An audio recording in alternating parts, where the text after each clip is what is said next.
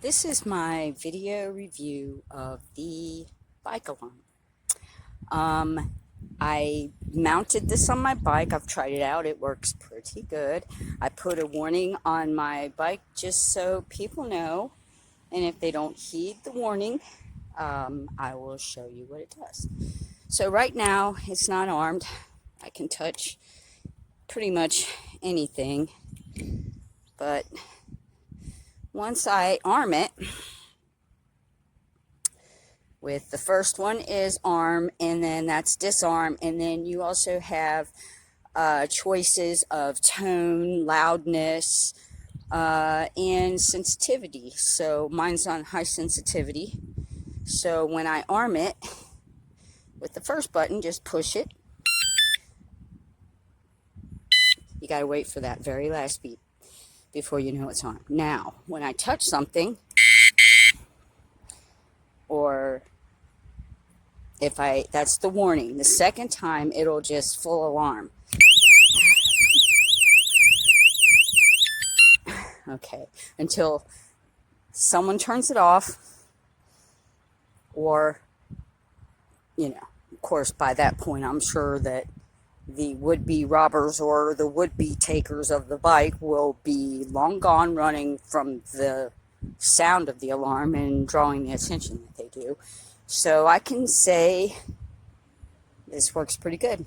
I've used it a couple of times just going in stores, and I've had no problems with it.